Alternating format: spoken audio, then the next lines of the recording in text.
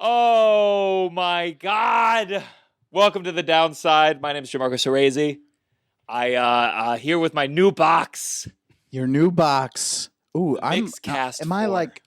Feel like I'm spiking it when I talk. I'll just turn you down a little bit. Okay. It's okay. We're recording individual tracks. Okay. I'm here with my new box, and I would like everyone to just be positive. I would like everyone to be positive. I love it. The things Gabe, we had an issue with the last box. One episode was lost pretty much entirely. We had to pull it from the camera audio, and it was it was truly the box's fault. Yeah. And then I got a new box, and then it wouldn't recognize a memory card. The voicemail I left this company in Australia would end my everything. Yeah. I try not to be my father, but I certainly have his propensity for when I feel truly wronged. I will. The voicemail I left is the kind like if you could leave a voicemail for Adolf Hitler, and all you could do was to make him feel bad for wronging the Jews. That's the intensity that I brought. I said, how can you not support artists? I suddenly became a great artist. Yeah. Do you think it was easier for you to do it because you weren't talking to someone? It was a voicemail? For sure.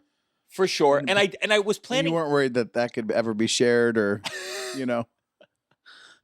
Well, they called back after I got this new box, and I just hung up. I didn't follow through. Wow. It was over. You got it out. And they were in Australia. To be like, this is someone far. Oh, they were Australians. Far away. Fuck them. So I took a lot of extra anger I have towards Australians. I have one thing. The only thing I don't like about the new box is I liked that the other one had all the lights on. You know, well, there will be more lights here. I haven't put in all the sound cues. There will be more lights. It was more aesthetically pleasing. I barely figured this out in time.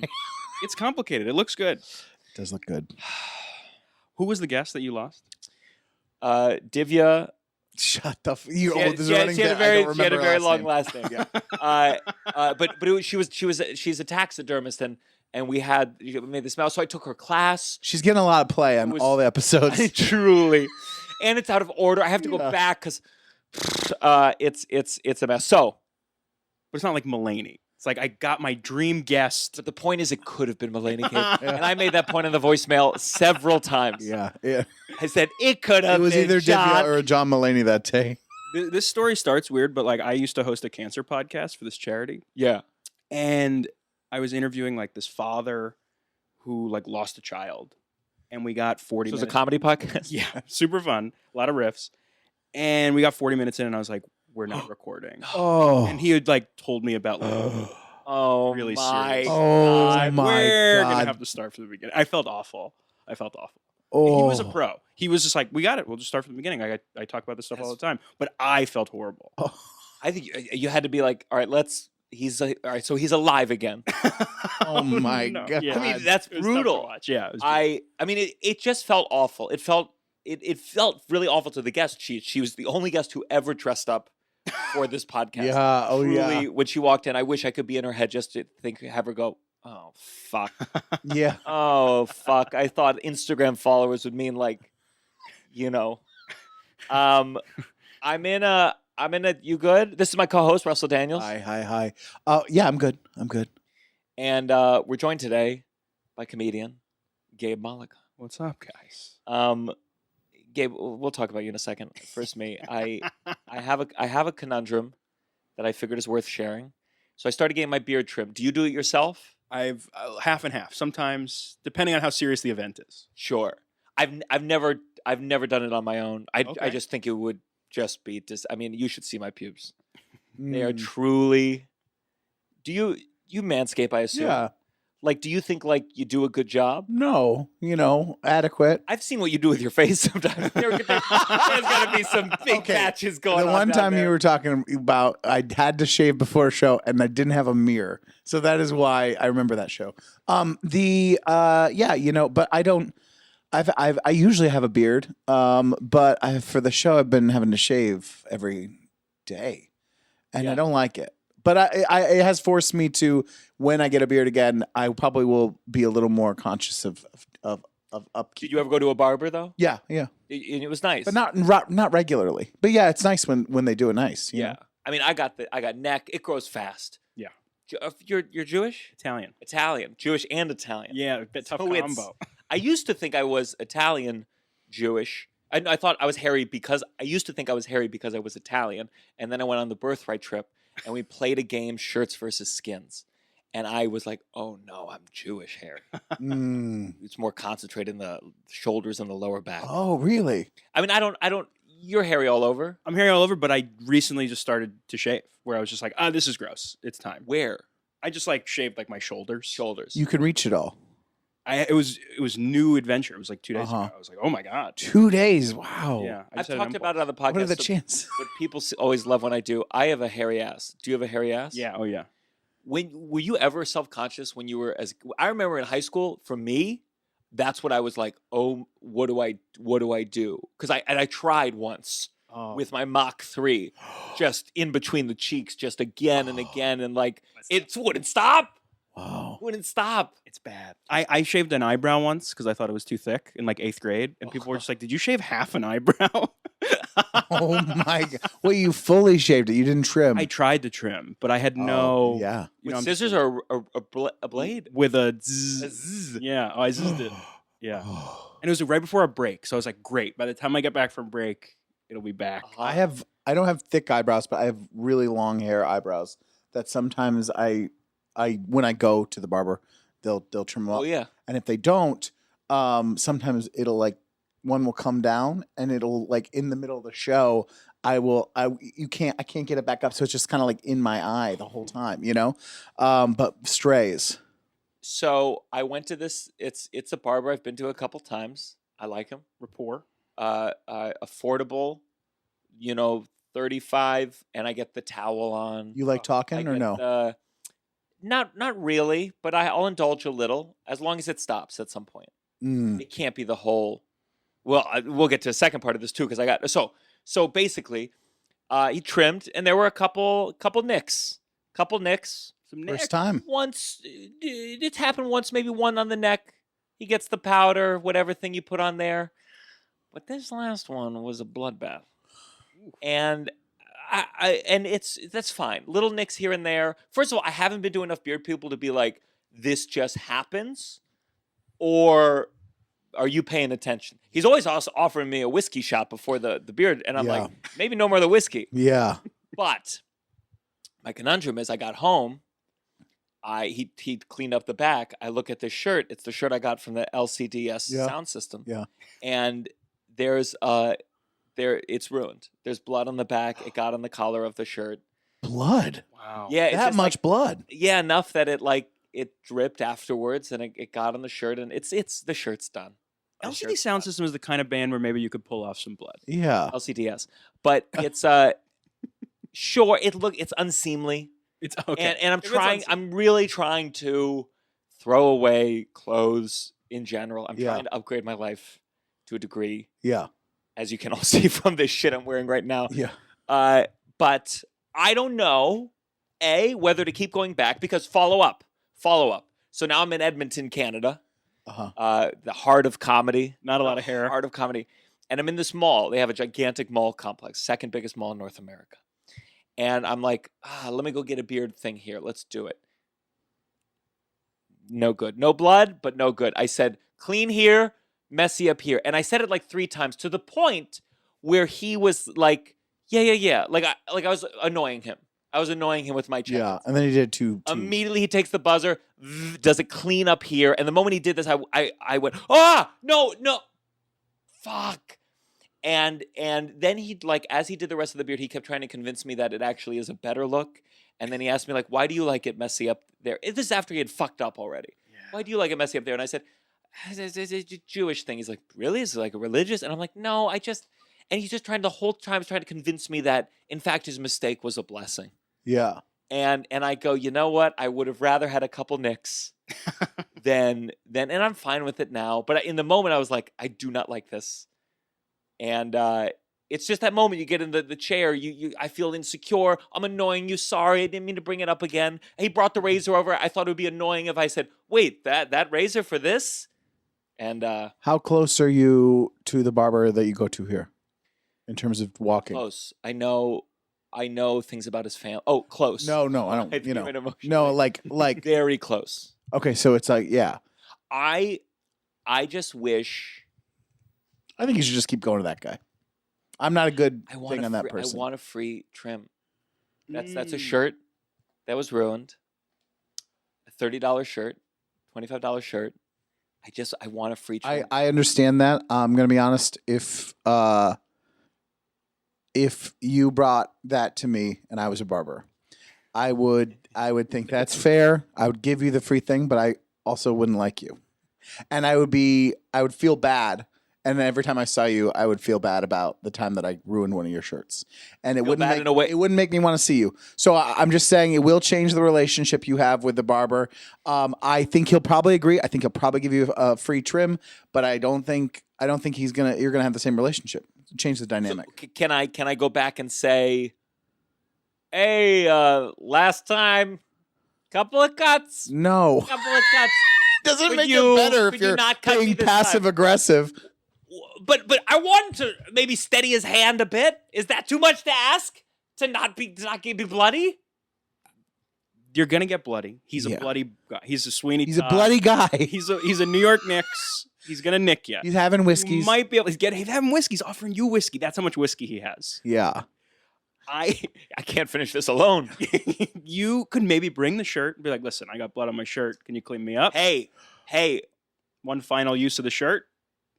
Well, what if I wear it? What if I wear it and I don't say anything?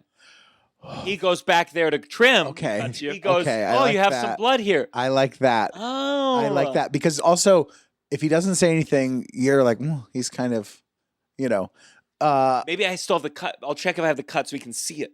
Maybe you recut yourself. Cut myself. Pro wrestler move. Have a little razor blade. Yeah. I like that. I like maybe you come in. Shot. Maybe you come in and you say, hey, I'm wearing the same shirt I wore last time, and then you sit down. So you really put into his mind that you were wearing this shirt. He remembers. Maybe he. See what that does. I like that better than the confrontation. I think I need to add a little more detail than I noticed somewhere in the same shirt. Maybe I say, "Oh, I got a taping tonight." Sometimes I tell him like, "Oh, I'm getting a trim because I have something." Oh, yeah. And I go like, "Yeah, I got a taping tonight. Wore my lucky shirt. Always wear it. That's why I'm always wearing this when I'm here." Okay, And yeah. This is it. truly manipulative. They put the mirror up. They show you what their work. Uh-huh. And you always go, of course. Yeah. You could be like, is that blood? That's the time when you have a new angle. Oh, this is psycho. This is crazy. I like a new angle, dog. Yeah. I like this. This works. Yeah. I'm gonna try it. Now, what if though he goes? There's blood in your shirt, and I go. And he calls 911. What if he doesn't take credit? He goes, "What happened? Maybe you fell." Oh. Then I'm really fucked. I got to prepare. I just got to be ready. What you're gonna confront him then? I'm going to say, I don't remember falling on a razor. When was a blade back there? When was the last time a sharp object was at the back of my neck? All right, I like the solution. But do you always get the same guy, or sometimes there's another person in there? It's just like his shop. Oh, okay. It's just like his shop. He doesn't have other workers? There's one other, but like it's kind You of go to him. And, and we talk about stuff. I don't. My barber always pawns me off to someone lesser. Really? I don't think I don't talk. He doesn't like you because you came in with a bloody shirt. No, one it's day like and a said, very neighborhoody barbershop where it's like the same guys that go. They go every 2 weeks. Like it's their social time. It's probably the only time they either talk to other men. Like it's like that kind of feeling in there. You don't have to look at each other. And yes, and they got sports on. Or the news, and they're all neighborhoody guys, and it's very like New York like. Go in and do a character. So I What feel like ethnicity? he's always like, yeah, what ethnicity? oh, they're all very white people. I could tell by the comfortness with you were talking about. Oh yeah. But anyways, A neighborhood barber. yeah. Safe family neighborhood barber. And I really like him. He does, but he's made a couple passive aggressive comments about me not coming in enough. Where he's like, oh, I guess I'll see you in another 6 months. Like that kind of thing. Where I'm like, I know that he doesn't like me that much because all of his regulars, they come in every 2 weeks for trims and things. And I see him all the time because he's on the way to the subway. So I see him 4 or 5 times a week. We'll like do Yeah. this kind of thing. So but he always gives me someone else. My guy will, because I just go to him for the beard. Uh-huh. I go to a Japanese-owned barbershop. Oh, brag. Where Yeah, it's that's like class. and You wouldn't believe the knives. and I don't know. I think like again, this is all in my head. You get one good haircut and you're like, well, this is the place for me. Of course. But there's part of me that's like, no, I like whatever style this is. But I can tell when he does my beard, he always runs his hands through my hair and he goes, haircut. And I mean, so I can feel that degree of like only this part, not this part. And I'm like, I can't let you that close to my brain. Yeah. Yeah. Not with these hands. Yeah. I feel Wait, $35 for just a beard trim? beard trim with there's a hot towel. That's a lot. He does the eyebrows, he does the back. I don't for the amount of labor, it's Let me tell you, my guy, I can get a haircut and beard trim, all the towel, everything for under 40.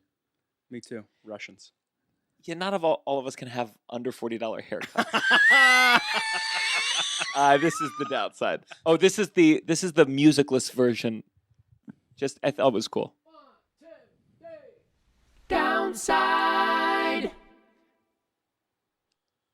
Downside. You're listening to The Downside The Downside. with Gianmarco Soresi. As I said, guys, it's a new box, and we'll get it all up and running very shortly. Wait, okay. It's just he sent it to me way back, and Yeah. I was like, "Oh, this is Okay, cool." let's try it out. Does Reggie Watts do all of those, or is there another guy? Yeah. Listen, Reggie Watts. I hope I have him on the podcast, but I told you this when I did Corden. I didn't get any love. I didn't get any love No from love Reggie from over to Reggie. the side. Now listen, Wait, I- Reggie Watts was on? he was the band leader. He was? Yeah, he's getting fat checks from CBS. I thought, oh, okay. I And didn't realize that. I had a joke up top that, like, again, I got in my head. For all I know, they were doing 2 tapings that day. Who the fuck knows? But I remember seeing, like, I love a band on stage when they're laughing. Uh-huh. It is nothing feels better. Yeah. And man, oh my God, your camera just died. I'm gonna shoot myself in the fucking head.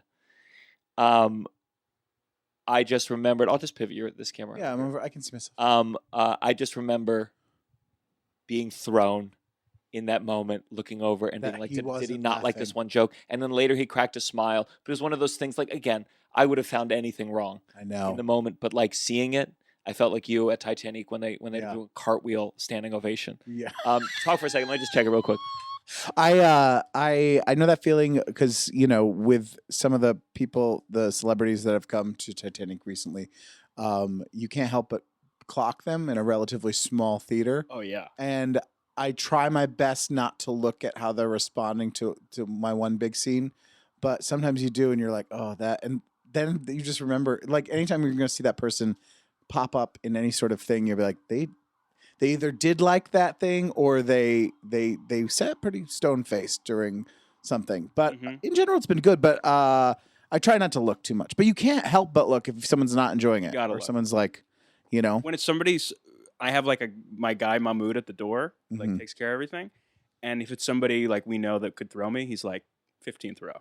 oh, Neil Brennan, you're back here. Don't Really? I don't want to see Neil's face. Oh, another guy Yeah. who didn't talk to me at the Corden taping.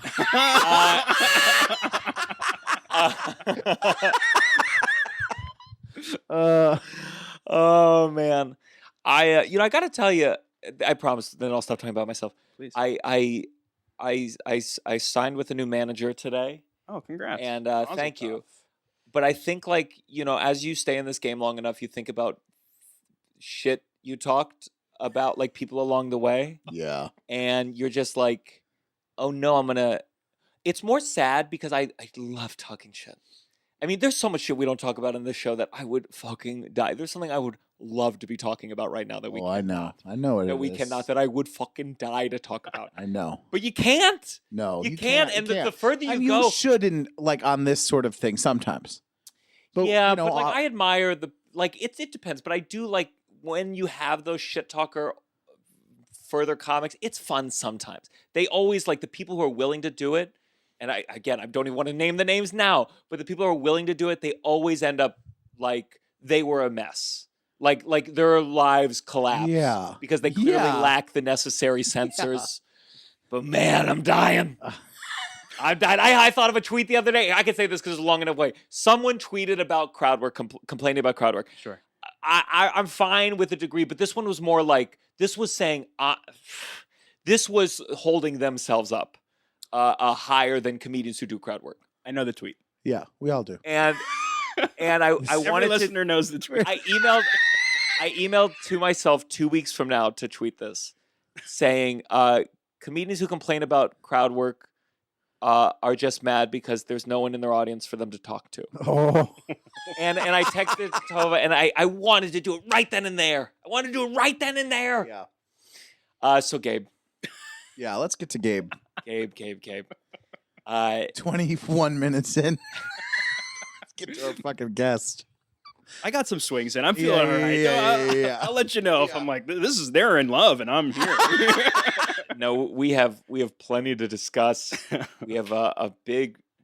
I'm sure there's few comics who can go toe to toe with you on musical theater like I can. All three of us, I guess. Yeah. I heard you on. I don't know how like your deep musical theater knowledge is. I used to know more than I know now. What was But I know a little bit more now because of the show. What was Sondheim's? Okay, Sondheim. One of the last show that new shows of his produced was called Roadhouse. Roadshow. There you go. What was it called? What was it called before Roadshow? Oh, I have no On the idea. count of three. 1, 2, 3. Bounce. I thought I was going to. You thought the frogs? Yeah, but I That don't. was at the Yale Repertory Theater. That was a yeah. totally different thing altogether. Yeah. Okay, Yeah. good. I'm the master still. Yeah. But was there a name before Bounce? I feel like there was a third name. We'll get to the bottom of it. Boing. Onomatopoeia, just. So you were a theater kid. Oh yeah. What was the last show what was the last musical you did? I was in Candide, in college. I heard you say it on a podcast, and I knew the song you were about to bring up was Glitter and Be Gay, and I knew it before you said it. Do you know Glitter and Be Gay? Yeah, that's the famous one. Glitter and Be Gay! And Kristen Chenoweth sang it like to great. It's like an operatic soprano, right? Yeah, Yes. it's a super like Yeah. fast and Yeah. And we had a party in college which was Glitter and Be Gabe, where you could wear glitter or dress like me, and it was great. How many people? It was easier to dress like me than put on glitter. It was like football jersey because I really leaned into like I'm a straight guy. Yeah. I'm a liberal arts college. We exist. You leaned into being straight. Tell me what that means. It means like I was in the gay a cappella group with like all the tenors are gay, and they'd be like and our token straight who can And communicate. you're in a football jersey. Yeah, You, literally. like, that. always have a football under your arm. Like just really like making sure everyone knows. One time we entered a dodgeball tournament for charity, and we had to play like the all guy group, and it was like Glee. We were just like getting picked off one by one. I was Yeah. like, this is the stuff of night. Is this when the moment they turned to you, the straight guy? Yeah, that said, yes. Oh, you're gonna lead the way, and you were like, guys, Please, this is why I'm with you. I'm glitter. I'm glitter. So okay, a cappella. This was in college, Yeah, and you were the tenor. I was one of the tenors. What was the name of your group? Duly noted? Duly noted. All the names were named after something Hamilton related. Oh. So like Alexander Hamilton, so Hamilton College. So like duly noted, duel, or like tumbling after, which This was was before the musical Hamilton. Before the music. So Wow. for years, the Hamilton musical was a thing that everyone in the choir had to do. For most of my life, the Hamilton musical was this thing you came back early in January, got drunk for a week, learned a whole musical, and did it like a month later. And then suddenly people were like, Hamilton, the musical. And I was like, oh no, that's different. Sure. Wow. Which legacy do you think will last? The one you did or Lin-Manuel's? I did when I was in Candide. Somebody came up to me on stage with a live microphone, walked out on stage, 2 hours in, and said, "Just so you know, I'm wasted," and then said their line. Wow. Tell me what was the Hamilton music? Was it about Alexander Hamilton? No, it was just like the Hamilton College Choir musical. So like every year they'd do a new musical, and you'd come back early, and it was like a party basically for 2 weeks while you learned this musical 8 hours a day, and then you partied all night. And it was new each time, or it was like a classic? Like what kind of musical was it? So Candide was probably the most mainstream one we did. We also did like Lady in the you mean Dark. the Hamilton. Yes. Yeah, okay. Yes. So okay, so you just put together. We put on a show every in 2 year. weeks. Got But it. it was only the choir. So it's like people who like didn't sign up to be in a musical, they signed up to be in the choir, and then they were forced to be in a musical. Yeah. It's like very different. So the acting was rough. Real bad. No one, yeah. Yeah. Awful. I mean, I was Candide. Like it wasn't. I don't know that Why show. is that funny? Is that because he's supposed to be like? I'm not a great actor. You're not a good actor. I'm fine, but like I wouldn't say You want to like. plug your one man show now or later? Well, that's the thing. It's so funny. Like I'll go to these fringe festivals and people are like, I have talent. I can juggle. I'm like, I just talk. I have this show. It's a story. Sure. I just talk. I'm just me. I kind of can't do anything else. Do you get emotional in the story? Do you cry? I don't cry. We had to like kind of lead me to being emotional. I wanted to like skip over that part. How did they lead you? Your director? Yeah, I have a director, this guy Greg Wallach. And what would he do? He basically was like, you're bailing out on this like big emotional moment where it's like my best friend, my girlfriend fell in love. It's like the moment you find out. Oh my God. And so like we had to like put me in the moment again. Yeah. Yeah. So what? Because like I know what I would like. I have like old acting thoughts of like how I would try to bring myself there. What was your process? So it's this moment. I'm making pizza bagels. It's 4 a.m. I spend basically an hour and 10 minutes talking about how much I love this guy, and then we fly to Scotland. The girl and I had broken up a month earlier. In that month, they had already gotten together, devised a plan to tell me. Okay, So there's no crossover, or Technically, there's no crossover. but like there was definitely like eyes. During all this, he's my confidant. Yeah. I'm telling him. okay, let's go back. Let's find. Yeah, we can go back to Okay, all right. Okay. This is juicy. So you're dating. You should make this a show. So Tickets available now. Yeah. Dynasty Typewriter. so you're date. How long were you dating this woman? We met at a summer camp that he had brought me to, and it was a summer camp where you work with sick kids. And we had been dating not a super long time, but like enough where it felt like pretty intense. So like When you say sick kids, How old are you? I'm 31, Okay. No, in this moment you were 22. okay. You got to stop Yeah. asking to guess how old they are. It's really No, I know. I was asking like Never ask a when this was lady. happening. You know. Judy Gold Also- wrote me. She was also- like, "Did you tell Russell not to do that at the beginning of?" What you Also, I was gonna. I have things with you and your age. I feel like you've lied online, and it's. Hold up. When have I lied online? I googled the other day because I didn't buying lie you, online. I was buying you a birthday present. Spoiler alert! Recently, Nice. for Really? well, I wanted to prepare it, and, No. His 25th birthday. and I was trying to find something about you, and everywhere online has your birthday off by 4 years, and I know that you put it out there. No, I know that no. you're the source. No, I I'm know not. that you are. I know that you've put it out there somewhere, and now you're trying to pawn yourself off as being like, oh, well, maybe I'm 29, maybe I'm 30. You're a liar. You're a filthy liar, and I want the world to know No, it. If you Google I've never Gianmarco done it. Soresi, he is pretending he was born in the 90s. He was not. 80s kid. Yeah. All over. Anyways, sidebar. So that was just that.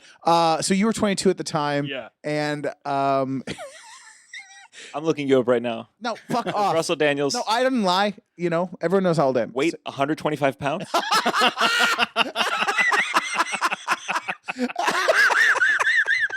Okay. So you're 22. You're in a serious relationship with this woman. Yeah, it feels really serious. Yeah. Yeah. Okay. Okay, so you met at this camp. What kind of sick kids? Like chronic illnesses, so everything from like cancer, hemophilia, sickle cell anemia, muscular dystrophy. Can I ask, like obviously it's must be hard. That's a real counselor. You got work to do. Yes, it's hard. It's hard. Yeah, it's really fun, but it's hard. And was everyone hooking up? Were all the counselors hooking up, or was it like Yes, all the it still had that energy? Like I remember summer camp. I mean, I had such great like making out with someone on the last day of the best. I mean, just the horny energy there. Yeah. Very exciting. The camp's very horny. Add in to that element. Oh, we're all pretty good people. Like we Oh, deserve this. yeah. Okay, yeah, let me yeah. ask this. Were there any people that you're like, oh, you're all good, but you're doing it to feel like you're a good person, or were you all good people? No. There's some. I think everybody has this fear that I'm going to get called out, that I'm not doing it for the right reasons, and so everyone really tries to like be aware of that. But there's also Sure. some people who are like super performative, like with the kids, because we go in public once a week. We go to the Six Flags, so you're like pushing kids in wheelchairs like in public, and there's a real like showmanship to like how you're dealing with the kids in a way that like we would teach when I became You're like a- going like, ugh. Someone has a boombox to like really draw attention, music to like to the crowd. Yeah. You know, we would have some kids who had really serious illnesses, and it didn't look like they had a disability. They'd have like Sure. mitochondrial disease, so they'd use a wheelchair to like get around, and then they'd stand up and like get on a roller coaster, and people hated that. In public, they'd be like, "That kid's not actually sick. Like you guys are like full of shit." Oh my God. But they needed it. They needed it because like if they took 10,000 steps, Did they at would- least try to like look like they were struggling out of the wheelchair? Did they spring up? It's very Let's scary go to upside get. It's very scary to be caught if you're faking something like that. I feel like. Yeah, I one time, did I ever tell this story? I one time had to do this really shitty New York City gig where it was like a scavenger hunt where you had to act like they had actors along the way in the scavenger hunt. Anyways, and I had to have crutches and I had to be outside for this gig. And one time I was going to a Starbucks on my break from it with the crutches, and I put them down at the seat I was at. I came in with them. This woman goes, "Oh my God," she saw me with them. She goes, "Here, sit here." And I was like, I did want a seat because I had been outside all day. And so I was like, okay. So I sat down and I was like sitting down. And then I realized I had ordered. And so I'm going to have to get back up to get my coffee. And I was like, she thinks I have crutches. So I had to, for very briefly in a Starbucks in New York City, pretend I was on crutches to get this, just to fool this one woman who was offering me a seat. And she had a seat too, but she had her stuff there. And so she offered. And then I was like, well, I can't just walk up. I have these crutches. She only gave me the seat because she thought, so I was all of a sudden pretending that I had crutches, so and it happened so quick and so naturally where I was like, well, I just got to pretend I'm on these now. And You had no moral. You were just like, oh, this is what I'm going to do. no, I wanted a seat. And also she had a seat too. It wasn't like she was giving me her seat, but it was like, How many months pregnant was she? anyways, in the Curb episode, somebody comes up to you, and is like, "What do you need these for? I You're know, able-bodied." I You know. you just screwed. Yeah, but it was funny because then like I literally just in that Starbucks faked it, and then as soon as I got to the door, I just like stopped it. You know what I mean? Yeah. Moonwalk And no one away. was like, "What?" It's New York, so no one really cares. You know, no one. Was how many counselors? It feels like with well, at least what you're describing, you need like one per kid, really. It's like you can, as a counselor, you can be like you can go off someplace with 2 kids max. It's like a tough ratio. It's not like one of those camps where it's like, I'm a counselor, I got 15 Yeah. kids. It's like you got 2 kids. Did you have like specific kids that you were the caretakers of? Like you knew how to navigate? Yeah, there's kids that come back and you're like, I've had this kid. He's gonna turn over in the middle of the night. You got to be ready because so there's baby monitors. There's like turning kids in the middle of the night so they don't get like bed sores. There's like a million protocols. Bed sores from lying down for how? I thought that only if you lie down a long time. So if they're in a wheelchair all day and they get into bed, Ah. they can't then be in the same position on their. So you want to turn them on their sides, but then they move like they shift in the middle of the night. So there's certain kids you check in every 3 hours in the middle of the night. You're saying you did not sleep for more than 3 hours because you were getting up every 3 hours? If we had those kids that week, for sure.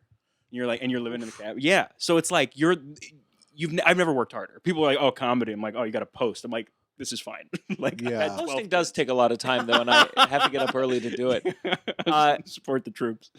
And was this just what led you to become a counselor for this? My friend brought me. He was like, you'd be good at this this. guy, The guy Yeah. who changed my life. This guy. and she I was like- there too. She was there too. So did they know each other before they knew you? No. Okay. And he introduced me. He's like, I met this girl. You're gonna love her. Like she's like, because he had a girlfriend. You're gonna love her. I love her.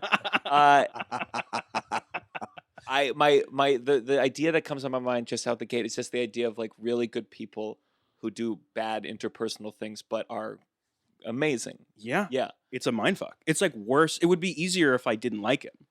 You know? Yeah. So did the glow of doing something? Have you always been a charitable person? Yeah, my mom was always like praising me for that type of stuff. You hold the door. That was like a big deal. Oh, Uh-huh. Gabe, my son holds the door for old ladies. Like that was definitely like a thing that we went out of our way to kind of. Would your parents do charitable things? Yeah. Oh, for sure. Like what? My dad had a guy for a long time that like he lived under a bridge and he would just bring him meals, but like quietly. Like we didn't find out for years. And one day my mom was like, it's Christmas Day. Like, where are you going? And he's like, there's this guy. He needs a meal. Like stuff like that. Oh my A mitzvah. God. Yeah. Wow. Yeah. We love the Jews. As Italians, we honor the Jews. He was a Jew? No, my dad's Italian, but like the mitzvah thing. It's like Sure. That's amazing. This is not a good excuse, but I go like when I'm like, oh, I'm kind of selfish. I go, well, Well, yeah, my parents, they never showed me being extra hospitable towards people. Can you think of something your parents did that was like akin to? Yeah, there was. I mean, there was a lot of. I grew up upstate in an area that had like I can think of. My dad helped out this one guy down the street who had all sorts of issues. My dad would often be like, "Oh," and like Albert would get out of his house. My dad would help him back, and like he there was things like that. The people across the street had an issue with their dad was abusive, so he would sometimes like help out the kids. It was so yeah. I have examples. That's nice. Yeah. My dad, for a brief period, my dad lived under a bridge, and he said there was a man who. But He never took me home. but that's beautiful. I think it's a beautiful thing. I just Yeah. like reflect on like. There's just certain things where I go, oh, I just never had like a model for what that even looked like Of course. growing up. And now I got to, so it's more not an excuse. It's like, oh, I have to decide that for myself. I have to go like, okay, this is a way you can live your life. Mm-hmm. And one day I will help people. I promise. It's a podcast promise. Yeah. Speaking of, if you enjoy the podcast, join the Patreon, patreon.com/downside. Bonus episodes, live episodes, my special, The Rats Are In Me. And back to you. So you go to this camp. What's it called? It's called the Double H Ranch. It's a Paul Newman camp. So there's one in Connecticut. That's like the famous one where like their board members are, like Bradley Cooper, Julia Roberts. Yeah. That's like, and that the one in Connecticut, they like bought the land, they paved it, they like built it up. It's like fancy. And then we were the second camp. And the second camp, like this guy wanted Paul Newman to make a camp, and Paul Newman was like, I got a camp, I'm good. And then he convinced him like, no, make a second camp. So they just bought this dude ranch. So the Double H is like not meant to be like there's hills. It's just like not meant for wheelchairs. Like they've really had to adapt it. So for a long time we felt like the little sibling to like, oh, the first camp has all the money, but we're the one where it's like we're irreverent, we're fun, and the kids like us more.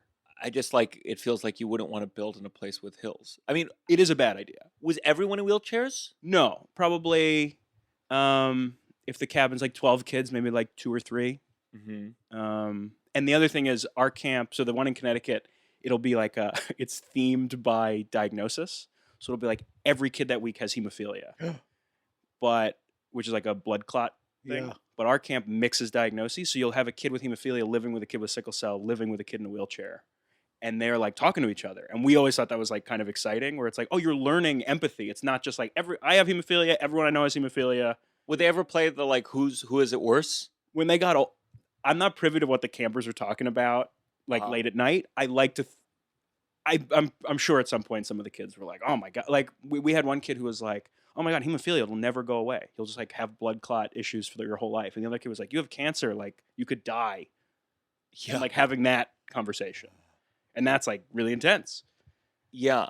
Did they have a sense? I know you can't generalize with all of them, but I feel like there must be some morbid humor. Yeah. Yeah. Oh yeah. I mean, like the kids I'm closest with are these 2 boys, Austin and Jake, who have muscular dystrophy. So they use big power wheelchairs, and they're in my show. I talk about them, like how much I love them. And Austin, one time, I meet him for the first time, and he's like, "Hey man, it's time to wipe." He goes, "You're my new counselor." I said, "Yeah." He goes, "Well, I guess it's time for you to wipe my ass." And I had never done that because it's like I'm new. Yeah. So I'm like, let's go to the cabin. I got Austin there and Jake there, and Austin talks a lot and Jake doesn't talk at all, and they're best friends. And they're in these big power wheelchairs. And so I take Austin, I put him on the toilet. I like do this whole thing. It takes a million steps because I've never done it, and I'm trying not to drop him. And finally, like Austin poops. I'm talking to Jake. Jake's only giving me 1 word answers. So I go back in there. Austin's done pooping. I wipe his butt. I do this whole thing. I throw that in the trash can. I pick him up. I pull up his pants, put him in his wheelchair, put on his seatbelt. And Austin goes, "You're an idiot. I'm ambulatory. I can wipe my own ass." Oh my god. My God.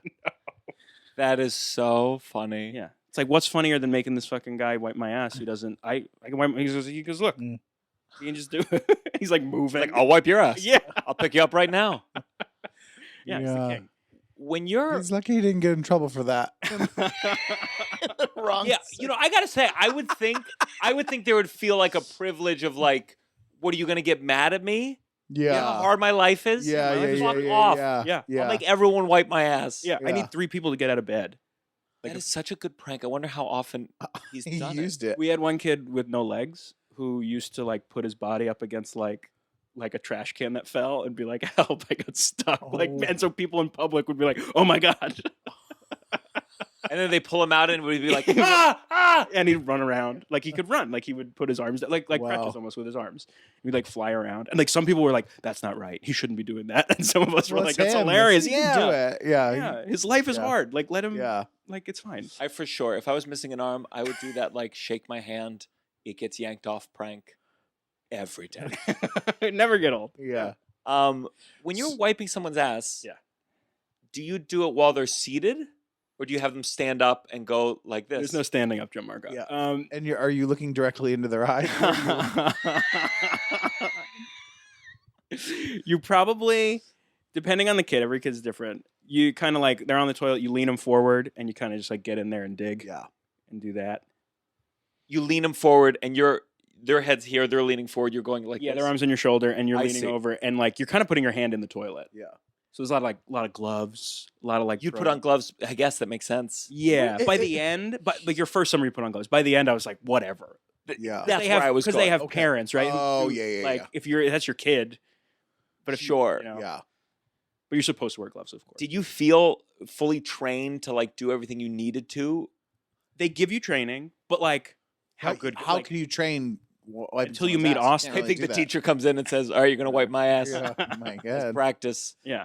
There's a lot more careers than you think, because I wouldn't, you don't put, oh yeah, camp counselor. Oh yeah, you would maybe have to wipe ass depending on, like there's like you think in your mind nurses, in medical yeah. thing, but like teachers sometime, like it's a lot of, Well, everybody who works there's medical, and Yeah. I'm like, I was teaching, and then I was like, I want to be creative. yeah.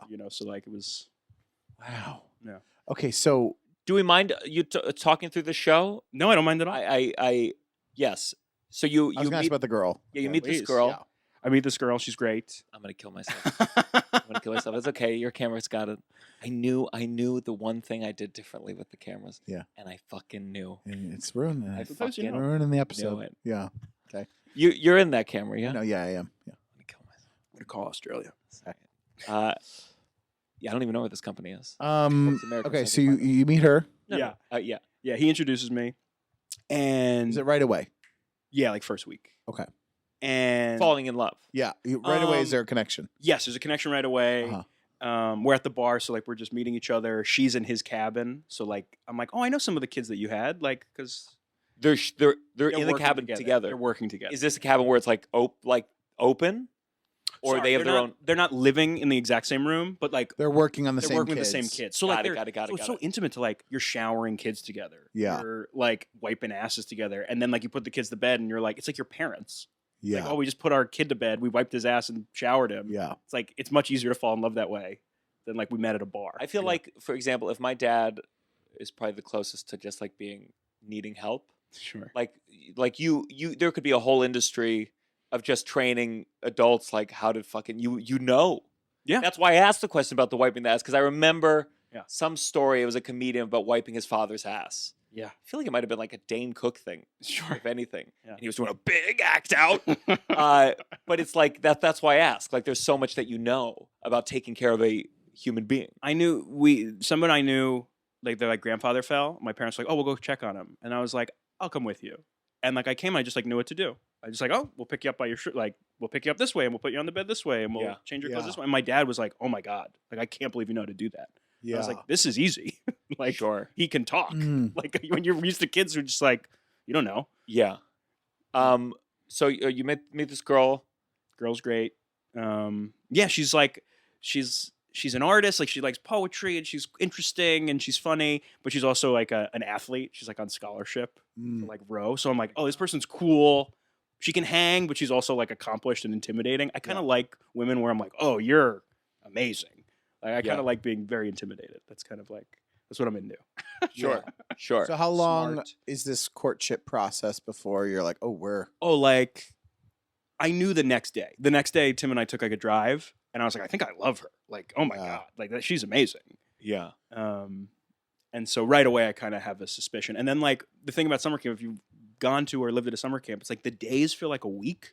Sure. where you're Yeah, just yeah. like you're with each other all the time. So that's a really difficult question to answer. Like, how long were we together? I'm like, technically not that long. It just felt so big because I'm like, I've been living with this person like on top of each other, spending all hours of the day together for 4 months, and then trying to do long distance. Like, this is the person that's closest to me on earth. I'm 22. Yeah. So it felt bigger probably than it did. Yeah. Like every emotion at 22. Yeah. Of course. You had any big heartbreak up to that point? Yeah, one girl in college, who, the big story with that girl, Emma, was I was courting her. I like didn't know what to do. I didn't know what to say. And finally one night I was just like, listen, I like you. I think you're afraid to date somebody. She'd never dated anybody. I was like, I think you're afraid to date somebody, but we should clearly be dating. This is ridiculous. Like, we spend so much time together. This is nuts. And that night we like went for this long romantic walk and we got drunk and we ended up in a classroom and we got caught hooking up by campus police. Wow. Amazing. And How far? I was going down on her. Oh my God! And they swung open the door. God. Yeah. How'd you get in? It was like locked. Through the Unlocked. pants. And it was, you'll appreciate this, it was the Rocky Horror Picture Show party night. Wow. So like we were in like costumes. Was she wearing like a teddy type of thing? We were both wearing dresses. So like, Oh my God! That's Wow. too perfect. That's too perfect. yeah. So wait, the campus, they opened the door and immediately was it like was she this long enough? Was she standing and you were on your knees? No, we're on the ground. You're on the On the ground. ground. And the police officer, to her credit, goes, "Do you guys both want to be here?"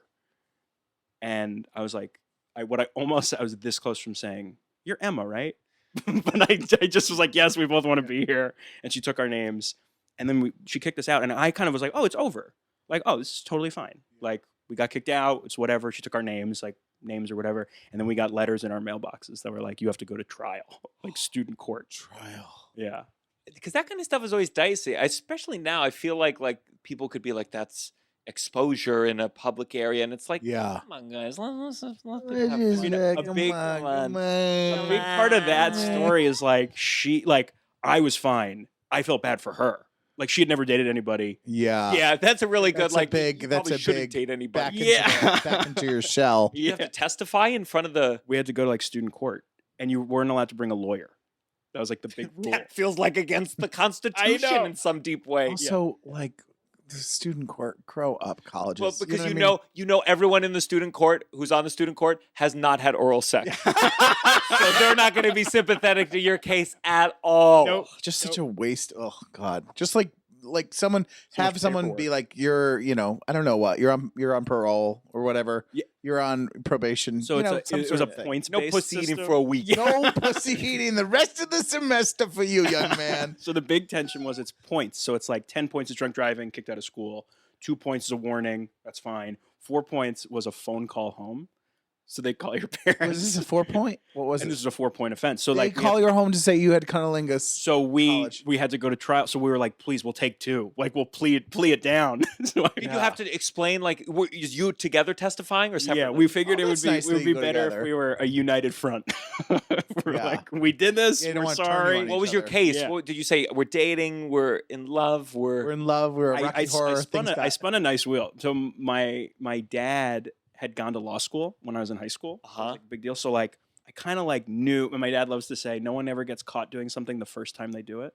It's like his favorite thing. Like, everybody, it's always the 3rd or 4th time they do something they get caught. Ooh, that's a good line. So I went in there and I said, my dad went to law school. He just graduated. He's a lawyer. He loves to say nobody ever gets caught doing something for the first time. But I'd like you guys to know this actually was the first time. We're really sorry. Yeah. And they ate it up. Oh, they loved Just like they he ate it up. We have that in common. Everyone was eating. Yeah. And It they would be felt- funny if she was like, trust me, it was his first. That would have been so funny. I would have married her. Trust me, Your Honor, it was his first time. Oh my God. Can you imagine? So you had to call home. So we got it down to 2 points. Oh, you got it down to thank 2. God. But then I wouldn't give it. Let me tell you. Thank God your my parents found mom out would be years thrilled. later. That's my mom would be thrilled to hear it wasn't a cock. I think she would be totally fine with the it. exact joke I make in the show. Oh, I you said do? my dad would be loved to hear from. Yeah. Sure. Yeah. And my dad, he'd be proud. Yeah. That's one of those things. There's a couple times I'm like, this is not what my parents get upset about. Yeah.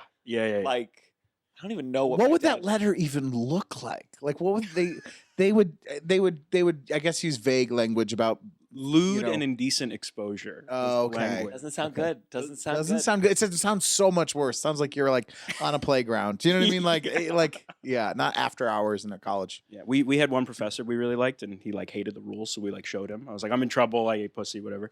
And he goes, lewd by definition means you were trying to get other people off. You guys were just trying to get each other off. And I was like, that's Yeah. not that helpful, actually. That's not really the argument that they want to hear. This is that kind of professor that ends up sleeping with a student a couple years later. yeah, You're like, yeah. he was too cool, I think. He's like, I know the definitions of all this terminology. Okay, so So you dated her. I dated her, and then she ended up going to like, it was like the equivalent of like the Peace Corps. And she like moved away to like, I know, I date. Good attracts good. yeah. And so like, she like, you know, that was like the first time I was like, oh, I'm heartbroken. Like this stinks. And then I meet Kate and I'm like, oh my God, this is so much. This is amazing. Like the first time I never thought it would happen. I had to go to student court for pussy eating for it to happen. And then when we break up, I'm like, well, that'll never happen again. And then I meet Kate. I'm like, oh my God. So it was also like, there's a rebound element too. Yeah, this is right after. Is this the thing you do though? Like, did you eat her out in a very public setting as well? No. I once. One time, yeah, what'd you do? Oh, real bad. Yeah, it was like a trip type thing, camp type thing, where there was a camel tent, and we snuck into the camel tent, the vacant camel tent, and man, it smelled like camel deeply, and we And you humped. we we humped in the hay. We had sex in the camel tent. Wow. Yeah. Not caught though. No, That's good. just the camel. Yeah. And he joined in. I said, "This is lewd." Wait, there was a real camel? Yeah. See, were you confused at all that there was a camel? Like, I was confused at what the camel tent was. Really? Is it a tent that used to house camels, and I this think it's one was strange at abandoned? a summer camp you'd have a camel. It wasn't a summer camp. It was a country. I'm trying to be vague. Oh. Yeah. Okay. Oh, like I was an like- African country. Okay. Yeah. Not the kind of camps I rich was people go to, very Russell. confused. The ones I with was the like, camels. yeah. I was like, what summer camps are you going to? You're in a pyramid. Okay, so you hooked up with her while at camp? Yeah. Did you like make a move, or did it like fall into place, or did you have to do one? When you described your speech to the first woman, I just think what's so funny is that like so much of romance and making that first move, if they're not into you, it feels like blah. Like you said to her, "Look, I think you're scared to date, and you just want to." And I just could see a guy hearing that story and going up to some girl who doesn't want him at Yeah. all, and goes like, "You're just scared." Well, yeah, was and pretty especially, sure. yeah. Well, this wasn't like a move. This wasn't my move. Like with all women. Yeah. It's like I watched before sunrise. Oh, Like yeah. right before I was like, Yeah. I got in the romantic mood. Oh, my I'm like God. practicing in the shower. That movie. Yeah, those that movie kills movies. me. I don't think I could even watch it now. I think I'd feel. Oh, I think I'd miss the idea of being so innocent. Of Yeah. just being like Yeah. but that's meet why those movies someone. are good because they revisit your different Yeah. types Yeah. of ages and like things. that third one. You watch the third one? Oh yeah. I love the second one. That second one Second is one's great. so great. You know, the ending of the second one, you're like, oh, Doesn't he finally confront her like you weren't at the train? He admits that he. yeah. There's came a whole back. thing. Yeah. Ah. Yeah. Yeah. So okay. So this other one, it happened. It happened. It ended like relatively amicably, but I was sad. Yeah. And then you meet this one, and then you meet the girl at the camp, and you're like, oh my God, camp's so important to me. She gets camp, she gets me. What am I gonna like Yeah. move on? Yeah. Like, no, this is the most We're gonna move important- in. Yeah, well, I'm Yeah, gonna, and so the tough element of this is I finished summer camp, graduate, go to summer camp. The only job I got, first job out of college, was teaching in Scotland. Oh my God. So I'm like, I'll be back in a year. We'll work at camp next year. We'll just keep this going. And she's like, oh, to keep this going, like I'll come visit you for New Year's in Scotland. And so like we're like, oh, we have a checkpoint for this like long distance. And how long is That's it a to long New Year's? September to New Year's, right? Yeah, September to New Year's. So wait, how long you been together? You've been together Since like June 1st, let's say. to September. Yeah. So June, July, August. Yeah. Okay. So still brief. Still brief. That's not long, but intense. But it feels intense. Yes. And New Year's. And New Year's is a checkpoint. We're like, who can't make it to New Year's? Yeah. We'll text. I remember in college, it was like Thanksgiving was the checkpoint. Sure. For all these, and they always came back from Thanksgiving, and they survived Thanksgiving. They came back they guess they fucked, like whatever. Yeah. And then winter break was always where it ended. Yeah. So it's funny you say that. So we had like for like a reason that's not that important. I had to come home like in the beginning of the semester. Like my aunt got sick, so I come home and I visit her at college. She's a senior, and we hang out. And it's great. And then I fly back to Scotland, and that's probably like late October. So like 2 months later, I get to come home. We have this thing. I go back. Thanksgiving weekend, she breaks up with me. So we'd like move the Thanksgiving to December thing. The exact thing you just said. We just moved that up slightly. When you saw her, Did you knew you were going to see each other at Thanksgiving? You didn't know you were going to get broken up with, but like, she broke with me on the phone. I knew I was going to Oh. see her at the end of October. okay. So like 2 months later, really like 10 weeks Were later. there any hints at it in October? Yeah, they just said it was tough to keep it going. It's But I was another like, country, another time zone. Yeah, it's for impossible. young people. and she's an athlete. She's like Very waking up at daunting. 5 a.m. to go to practice, yeah. getting Sure. texts from me at 7 hours ahead. It's were amazing. you sexting? No, Yeah. not really. Yeah. No. It's never been in my bag. Like, Yeah, the whole. Are you? No. more recently, I like get that. I like understand that more. But like we didn't have the good cameras. You know what I mean? Like Yeah. this is an yeah. iPhone 4. It just looked like Yeah. pixelated, like Yeah. Mario characters. Yeah, I was in high school 6 years ago. Like I Um, can't be sexting. So, but when she calls you, yeah. so she calls you. Is it like a Yes. scheduled call? Is it you have any indication this is going to be? There's I think there's a part of me that's like, yeah, this is so hard. And like Yeah. we had the meeting, like we kind of moved up New Year's to Oh, October. got it. And then I think I got the sense where I'm like, oh, like this isn't going well. Wait, so you saw each other End of first, October. End of October. And sorry, forgive me. I'm No, you're just fine. getting the timeline. She broke up with you after this. Thanksgiving. after So you met, and did it feel good? Was it charged with anything, or was it awkward? The first one was like I saw her twice. I was home for a week, and I saw her the first weekend, and then I saw her the second weekend. And the first weekend was like awesome. It was like everything I could have wanted. Like she showed me all her stuff. I met all her people. Walked around the campus, like the whole thing. Yeah. And then I came for like one extra night, like a bonus night, like the second weekend, and that one was kind of like a little stilted. What do you Yeah. think that was? Do you think she decided in between the two things, or do you think she knew before? That's a great question. I don't know. Like looking back, do you think you were maybe blind that first weekend, or do you really think she was in? I think that's a really great question. She's probably more out than I wanted her to be. I just remember. I remember I had a girl break up with me in high school, and I just remember the day of where like I knew something was weird Yeah. from the beginning of the day. We saw a show together, and then she broke with me on the way home, Ugh. and it was just like something was off. But for you really felt there was a difference.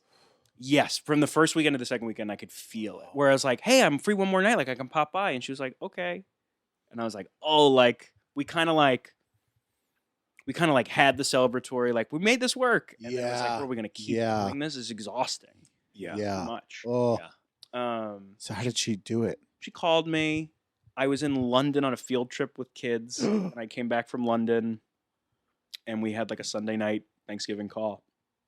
And I emailed Tim right away. I was like, dude, she just broke up with me. Like, I kind of could see it coming. Part of it's a relief, but like, I'm really sad. Is Tim? Where's Tim? Tim's in New York. In New York. So he's not at her college or anything. No, still like far enough, Yeah. a couple hours away. And the next day, you in particular, I think will appreciate this. The next day, I go to work, and a kid comes into my office. She's like, "Hey, she's a senior. She's like, I want to apply to some colleges in America." I'm like, "Great. Like, what's your name?" And she goes, "My name is Sarah Marshall." And I was like, "This is nuts." It didn't. Yeah. That's a detail didn't make the show, but I always love. Yeah. I'm like, yeah, I met a That kid named is Sarah Marshall the so next day. funny. So, were you devastated? Yeah, I was also just like, I'm in a foreign country. I don't know anybody. Had a thing that you were like, I could be excited about this thing Yes, that didn't have to like you don't have to deal with it in any I don't have real to grow. sense. I don't have to make friends. Yes, I have. You this. have I this a- thing. You have this yeah. wonderful thing Yeah. far away that you Yeah. can kind Why of would I like, travel Yeah. or meet people? yeah. And so it's more like the reality of like, oh, I'm alone. I don't have Mhm. any. The person I was texting all the time is gone, and I'm just like in Scotland, dicking around. Yeah. And so Tim and a bunch of counselors are supposed to come visit, including Kate, for New Year's. And that's the really devastating part. But she's like, and I'm not going to come for New Year's. And I'm like, you can't just like come as friends. And she's like, I don't think it's a good idea. Yeah. So she doesn't come. And then I'm like, Tim, are you still going to come? And he's like, yes, I will be there. Mm-hmm.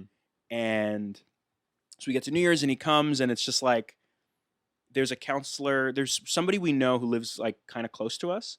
And Tim is like, gets to Scotland with the group. And he's like, yeah, I'm going to stay with Connor instead.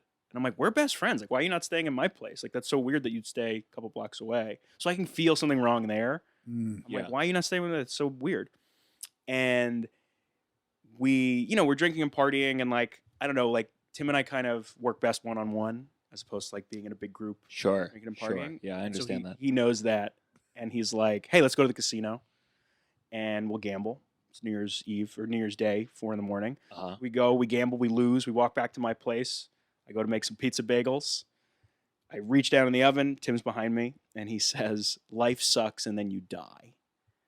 And I was like, what do you mean? And he goes, life sucks and then you die.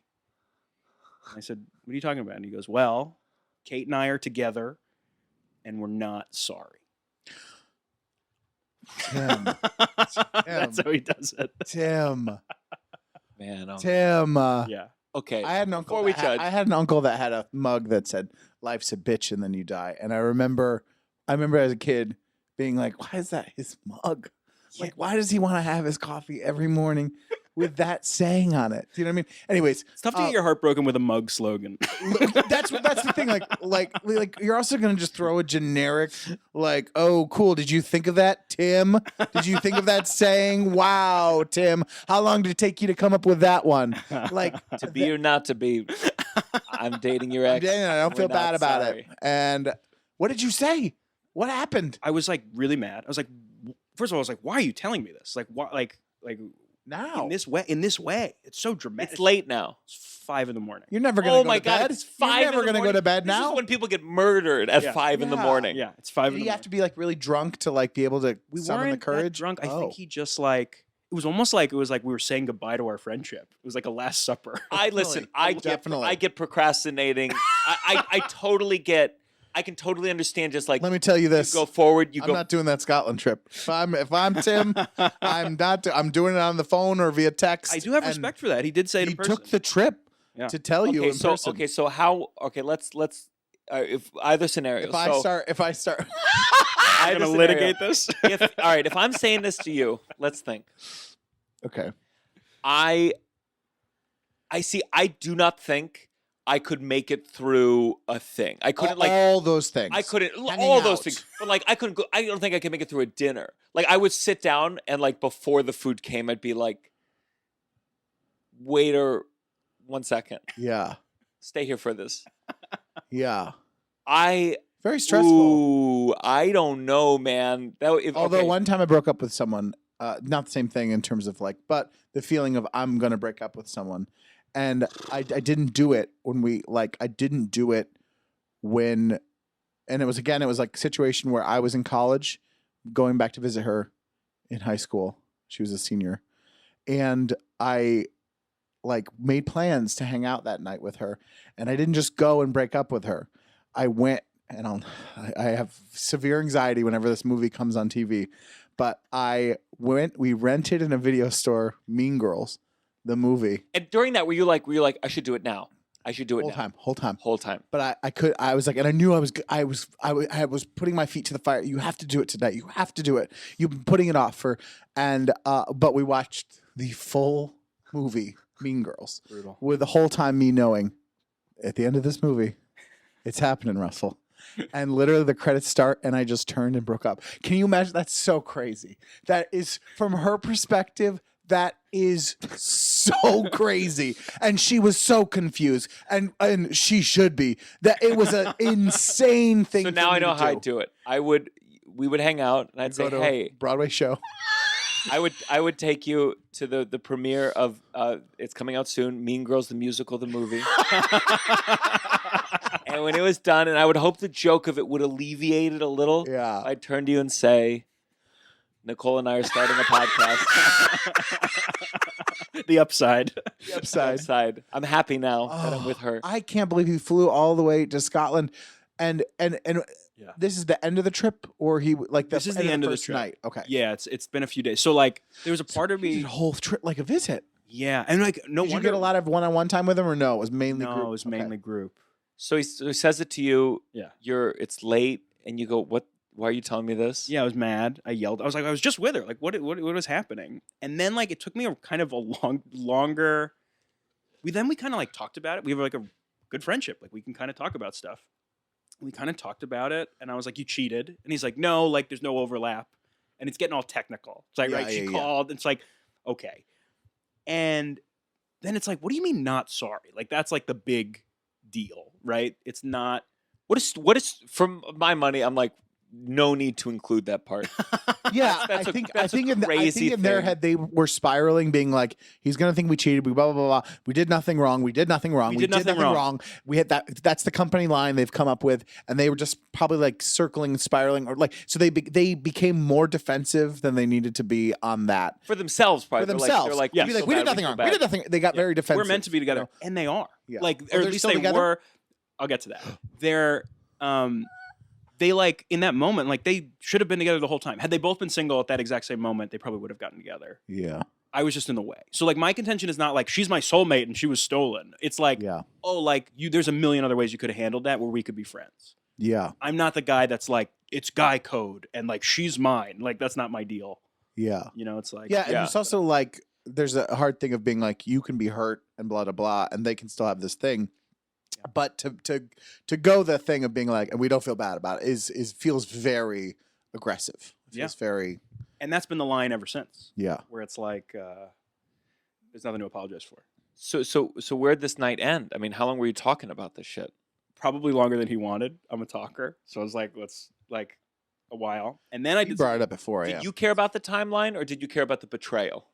At the time, like you kind of like, you're like first you want to get the timeline right, and then like that they're like, well, the defense rests. Like there's nothing I can do about the timeline, but then you're like, well, there's all You're this other hurt, shit yeah. that makes me mad, and you're my confidant, so you start reliving everything you've told him. Oh, I'm so sad she's not coming to Scotland. It's like, why would I say that? They're together. Like, yeah. Yeah. you relive everything. And then sometimes people don't believe this. This is 1,000% true. Right before he left, we had lost a lot of money at the casino. And I How said much money? 200 or 300 pounds each. Okay, So like okay. not a great night. We don't have a lot of money. Yeah. And we're at the casino. And at one point he goes, I hope I have enough money to get home. Like he's like, I have lost everything. And right before he left, I gave him a hug. And I said, do you have enough money? And he was like, I do not need a loan from you. And I said, no, you're paying for my therapy. And then he left. Yeah. And did you mean it in that moment? I meant it. It was like, we kind of have to end with like a little bit of a bit. Like, this is so funny and Yeah. so tragic. Like, how could I not like kind of like stick it to you a little bit? Yeah. We're like, I'm going to need so much therapy because of this. Did you ever talk again? We worked together again at the camp Wow. and just like weren't friends. Why would you go back to the camp? I loved it a lot. Was she there too? She came back to volunteer for a week, not for a whole summer. Oh my god, I It was a kill tough one. Oh myself. my god, It was that a was tough week. that's wow. And like, it feels like, I think that's why I do comedy, because I started comedy right after this. And it was like, oh, everyone's talking about me. Everyone I know in this whole universe is like, did you hear about Gabe and Tim? And I'm like, no. I'm going to tell you everything. Like, here's everything. You don't get to like talk behind my back Mhm. about what happened to me. Here it is. How we didn't talk about Tim. How long was your friendship? We met sophomore year of college. So we've been friends like, and we lived together. And we like did a bunch of stuff together. So we were like very, very close. Was he a theatery boy? No, but he was like a sports guy who loved theater. We kind of like matched. Yeah. Um, So that was the last conversation. Like you said bye.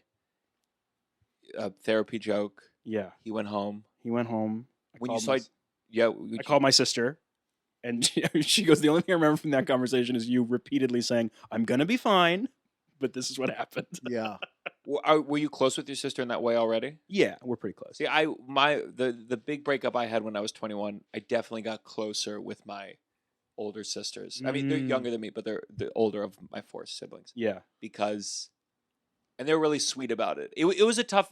Our family's not emotionally super sympathetic, but I feel like they both in that moment knew I did not need my mom's version of sympathy. Yeah. Now, listen, my mom, she listens. I love you, but she is a what's the term? Prescribed. She prescribes solutions. Yes. She's prescriptive, Mm-hmm. and I did not need.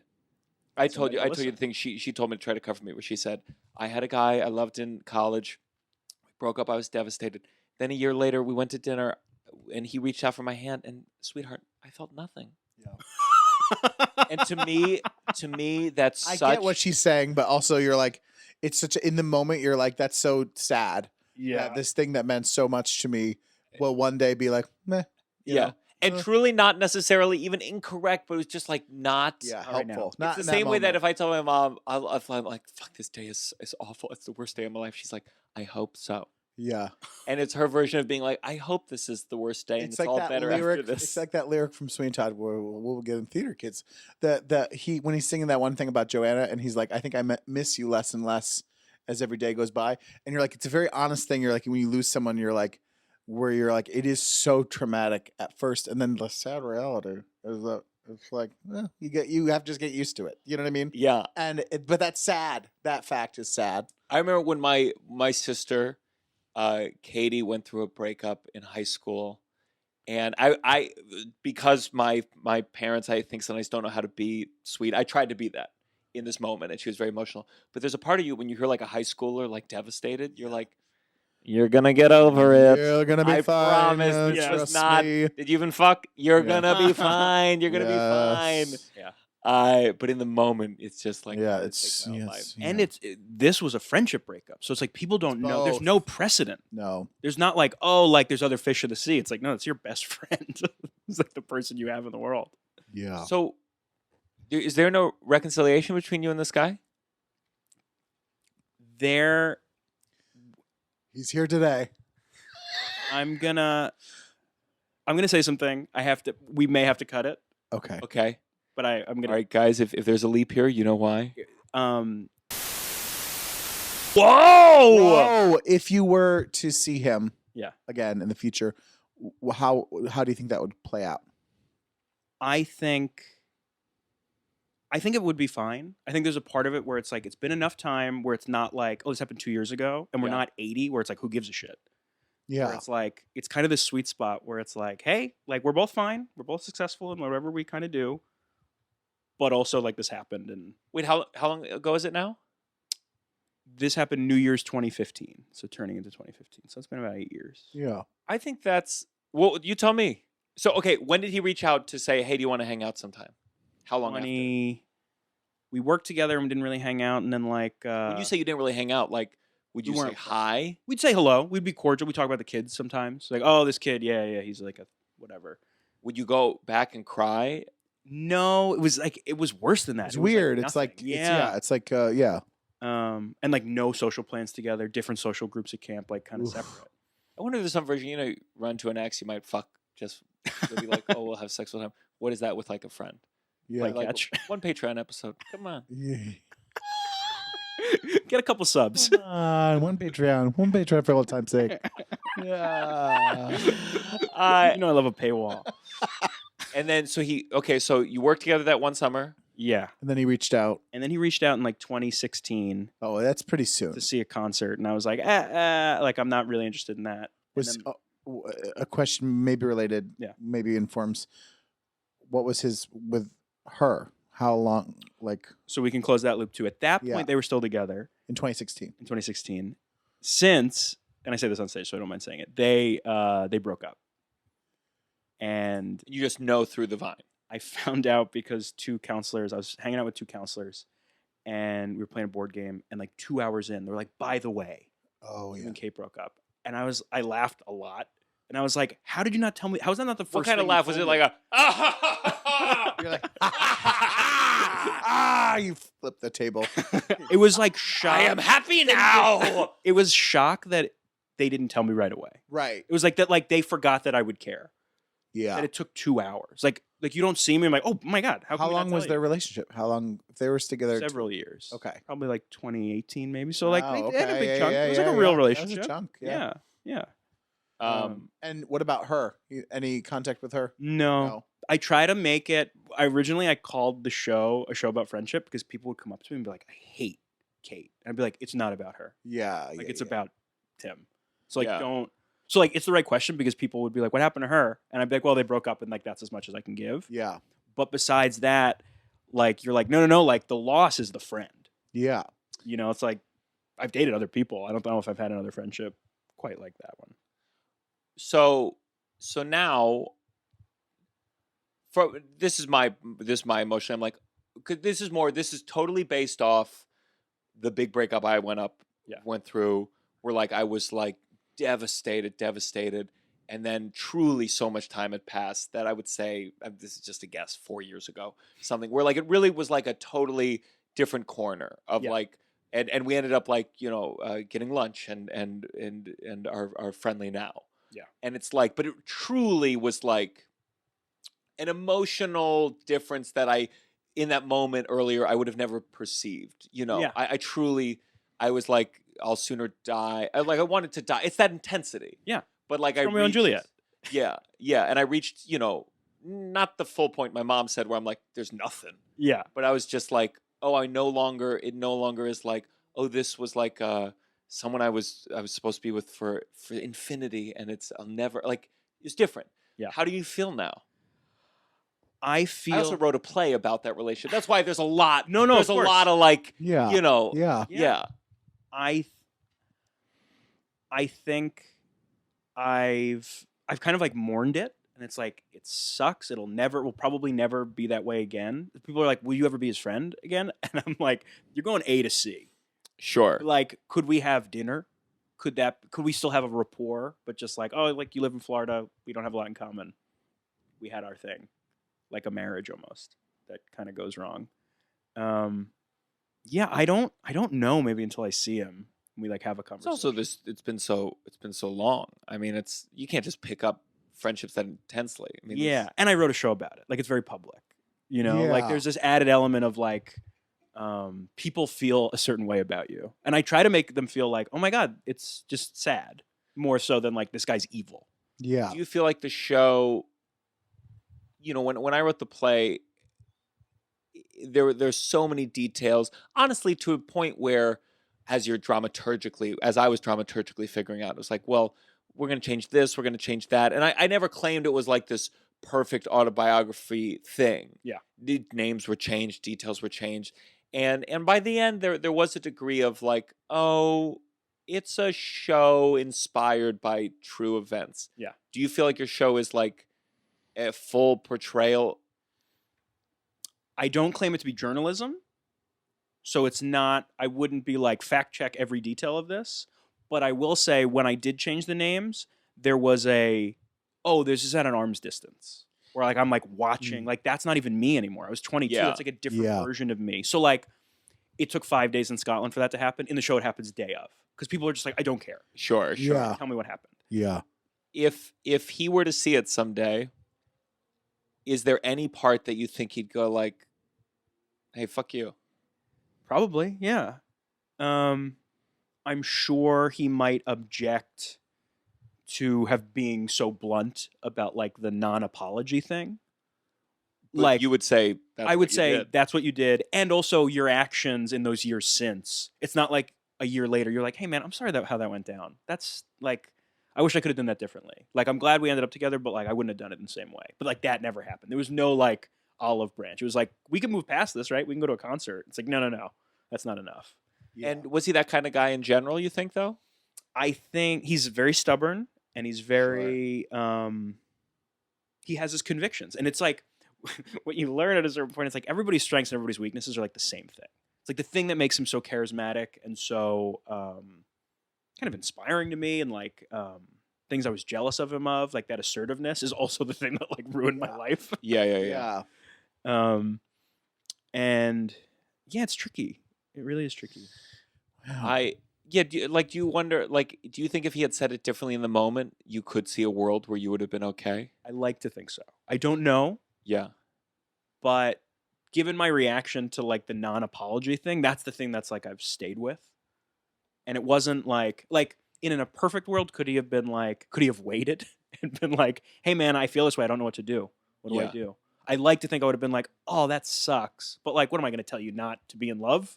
Sure. Like, go love somebody. Like, then it's on me. Yeah. Then it's on me to decide how I'm going to react to it. Yeah. As opposed to like, we did this. We didn't do anything wrong. We're meant to be together. What you had didn't matter. It was short. She didn't even like you that much. Like, it was like very minimizing. Yeah. I think the only thing that I have to give him credit for is the flying to see you. It's kind of ballsy. It really is. Like, now I know if Russell ever says anything shady to me, he's gonna text it, and I'll be like, "Oh, well, it's nice for you to text me for once." Twitter DM. A Twitter DM. Oh my god. Oh man. You wanna buy some Bitcoin? No, if I'm I don't know, the two worst things. If I'm quitting the podcast or having an affair with Tova, I'll see you in person. I'll tell you. That's beautiful. See, we're healing. Now, especially now. You know what the 'cause of fucked up this. thought I had was? What? Which one would be worse? God. I mean, if you start dating Tova, this podcast will get real interesting.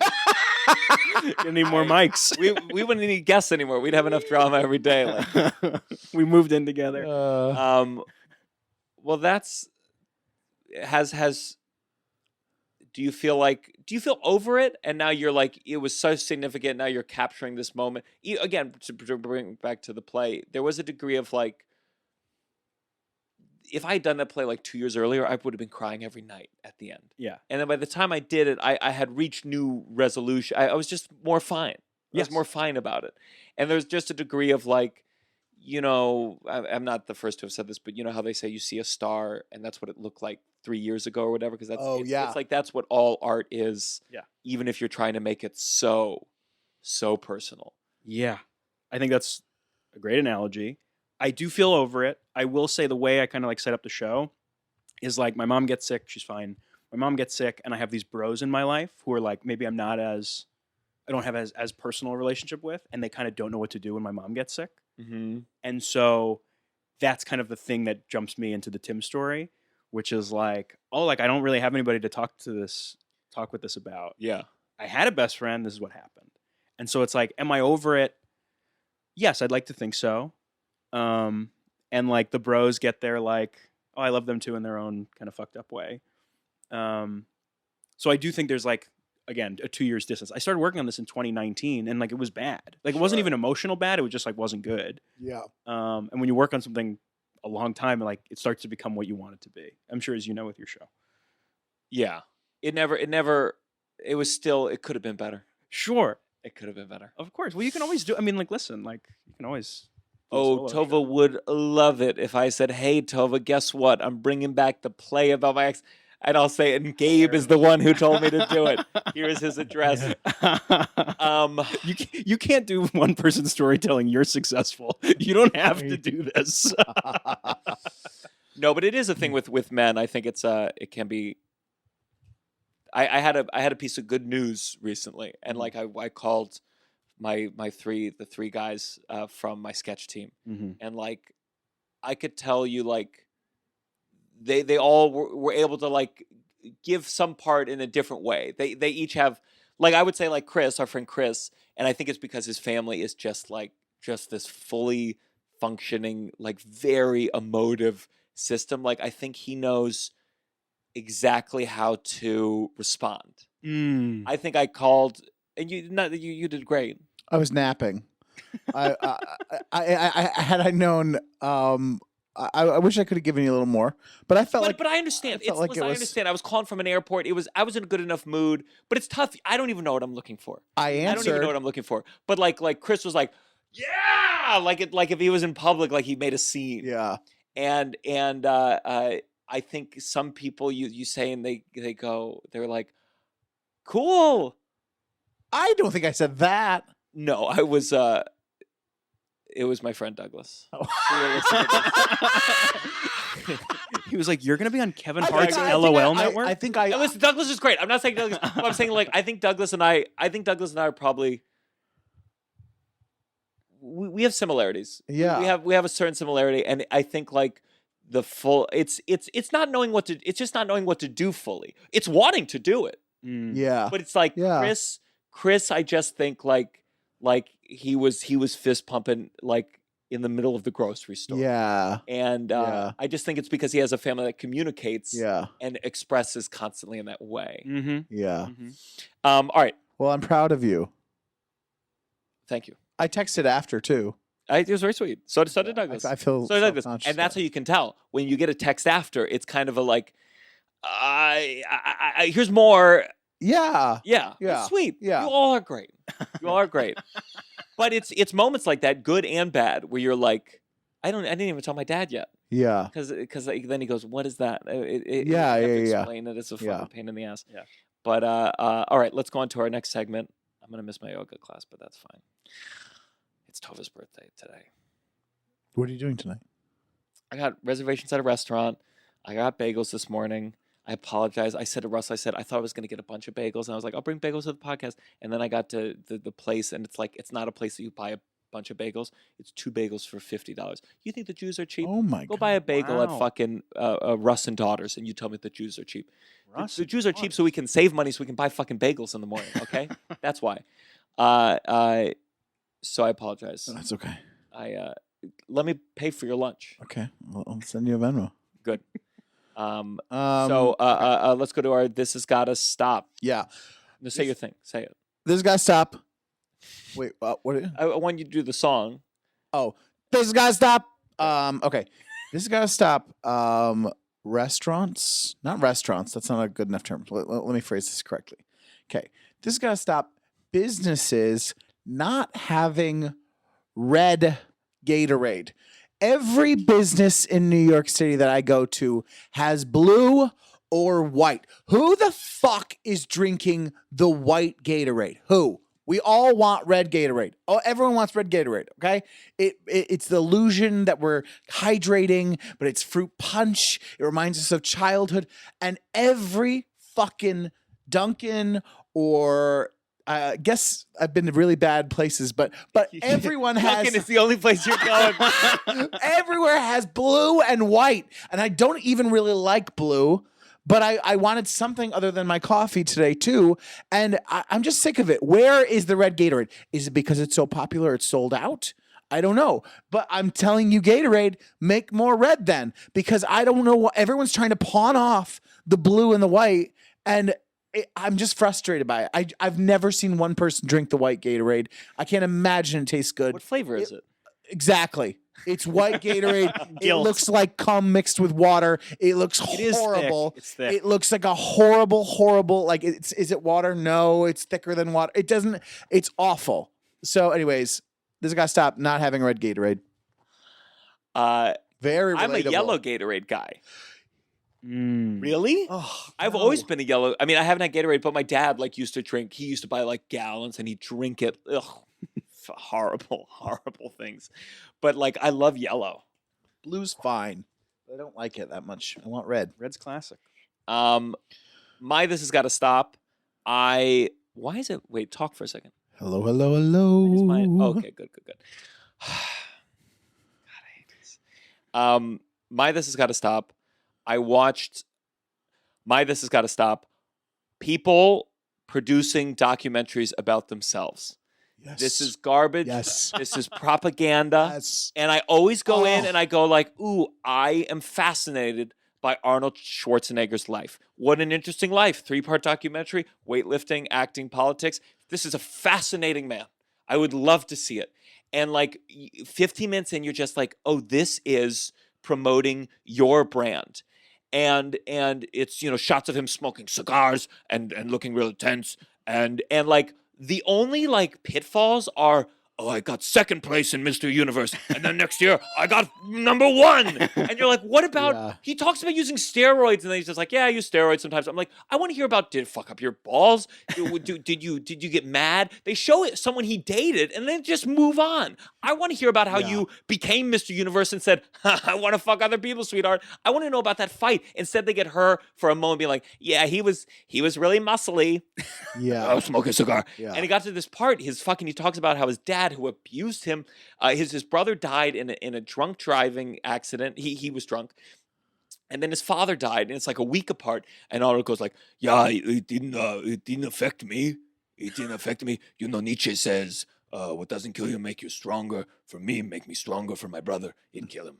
I love this. Back to the Mr. Universe pageant. And I'm like, are you out of your fucking mind? And it's in that moment where I'm like, this doesn't look good. You seem psychotic here. You seem psychotic the way you have. What, all of them in different ways are that when you're self-producing or it's propaganda.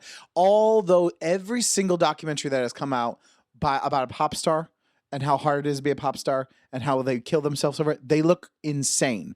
They're weeping, they're crying, their bodies are falling apart, and you're like, okay, you're playing a sold out show at Madison Square Garden, calm down. Like they're like, and I feel bad for you. I don't feel bad for you. And why are you trying to prove on film to like be like, see how hard I'm Because working? people eat it up. See how hard Taylor I'm Swift. working? Yes, You saw that psycho. there's a Taylor Swift clip, and like it is a moving clip where it's like her dad, who I didn't even realize it was dad. You think it's her manager, the way he's talking. Yes. So it was like, don't come out against this governor. Blah, blah, blah, blah, blah. Yeah. And the mom's like, let her speak. And it's like it's great cinema. But there's just a part of you, of all, you're like, you're not seeing her hitting the assistant. I should be careful. You know, Swifties. You gotta be I love Taylor really Swift. I love careful. Taylor We Swift. love her. We love her. We love her. But the second thing is just like, part of it's like, yeah, I get that it's brave to make this decision. Yeah.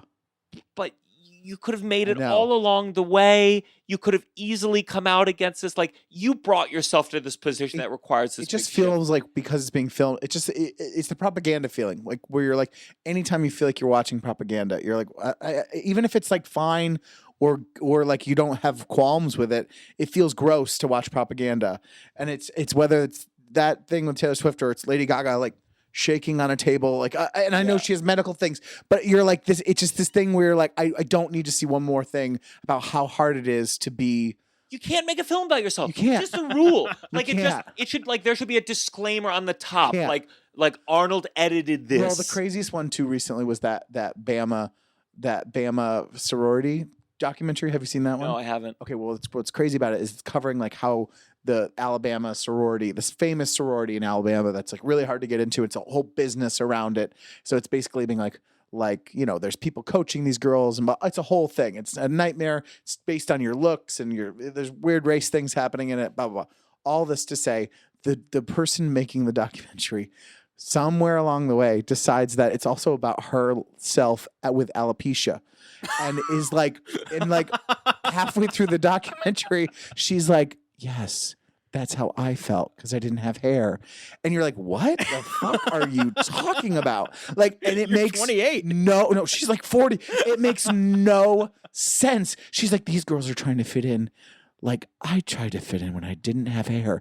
And she makes herself like part of the thing. And you're like, man, this was not, you have got the wrong thing. You should have started with an alopecia documentary, not starting with this thing and then just being like, I'm not really going to cover that. I'm going to talk about myself. Like, it is really, really crazy. You think she tried pitching that first, and they were like, I don't think anyone cares about this. It's and just she funny because pivoted. it sneaks in. It's like halfway in, they show you interviewing one of the girls, and she's like, and the girl says something asks kind of about the director's bald head. And you're like, what? Why are we watching this part? And then it kind of creeps in. Then she's talking about her childhood and wearing a wig, and no one knew she had alopecia and all this whole thing. And you're like, what the fuck does this? And it's all about like she didn't fit in. You're like, no one fits in. You could have made a documentary about anything and turned it on yourself because that's what you kind of wanted to do the whole Yes. time, didn't you? You kind of wanted to do that the whole time, didn't you? Anyways, I just think it's indicative of just like it's phony being personal. It's phony sentimentality, and it's getting points for things you shouldn't get points for. And I hate it. There's a word for it. Hagiography.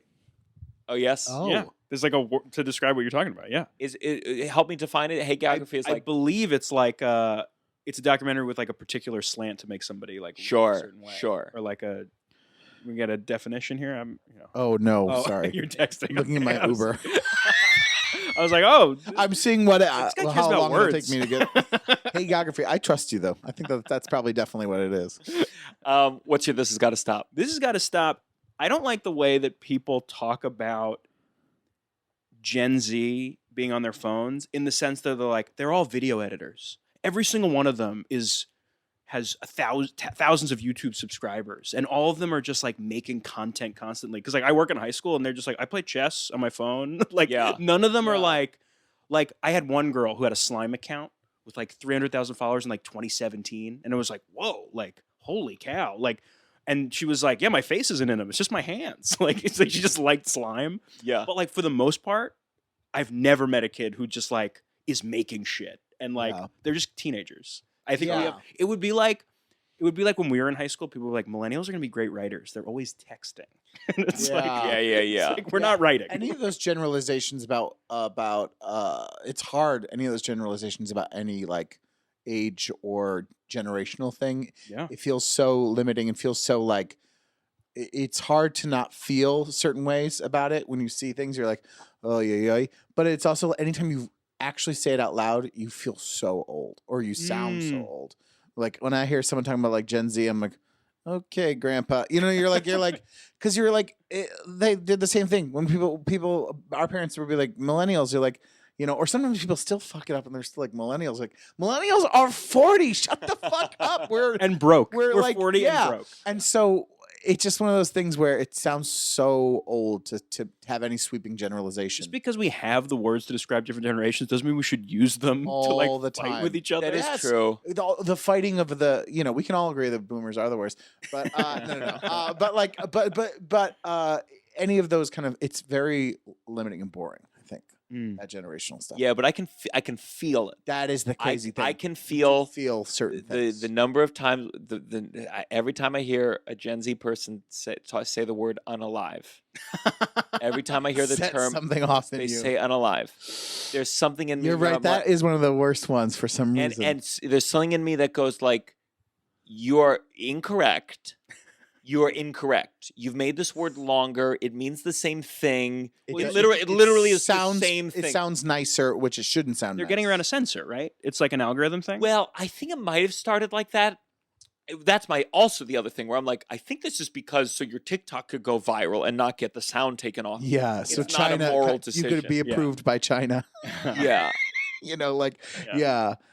yes, I think yeah, but there is something about it where you're like, no, it's that term, you know, I don't know. Well, you still say the F word, and I always say don't. And you go, you fucking millennials. That's what we cut out before. You fucking millennial. That's what, by the way, that skip that we had that had nothing to do. Just I went on a slur spree, you know. Slur spree. Classic Russell. Do you have do the blessing song, please? You've gotta count your blessing.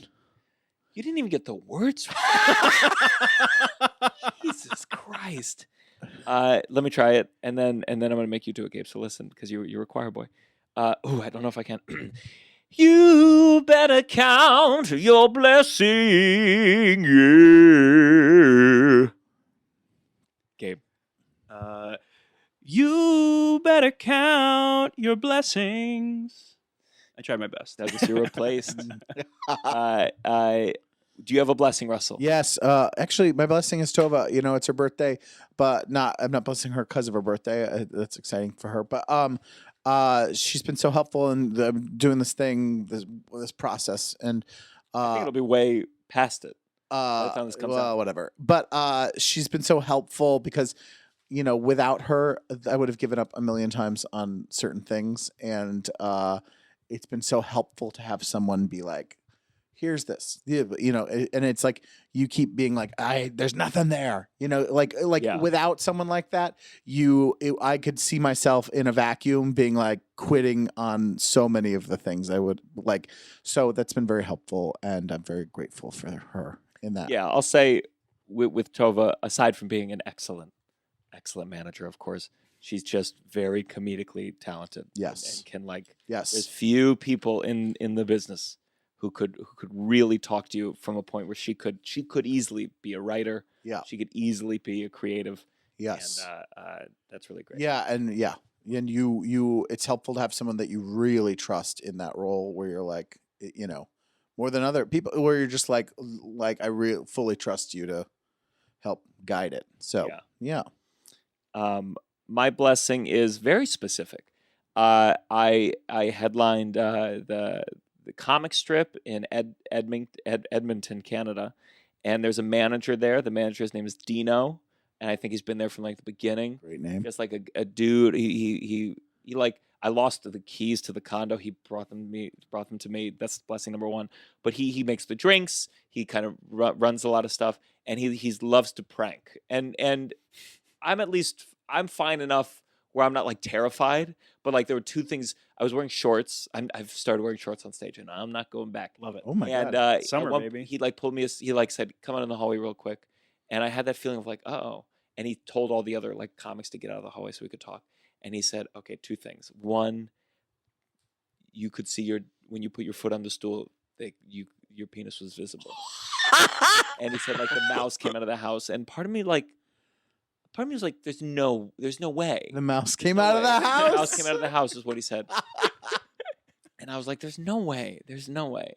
But I was nervous, and I like was looking. I went to the point. I was looking at my shorts. You like putting a mirror? I don't think Like, so. I don't think the mouse came out of the house. And then the host looked very young, and he joked about being very young, and I did. It's a cheap shot, but I said, "Give it up for him." It was his Make-A-Wish to open for the show, blah blah blah. And he came and he said, "Just so you know, he did have a cancer diagnosis when he was 6, and he is an actual Make-A-Wish kid. So just, when he came off stage, he looked a little bit rattled that you had said that." And again, like part of me was like, It would have been so much funnier. It was like, just so you know, he is dying of cancer. This is his final set. and part of me knew it wasn't, but he truly did it so convincingly that I had to later go up to this kid and ask him. Oh my god! Wow. That's so And I funny. asked him, and he did not have cancer, unfortunately. Do you know? Do you know? Classic. Great, but do you just know. like just had character, funny, and when it mattered, when I needed the key to the condo because I lost it, delivered. Yeah. Showed up. People who show up. That's a big thing. Do you have a blessing other than your friend Tim?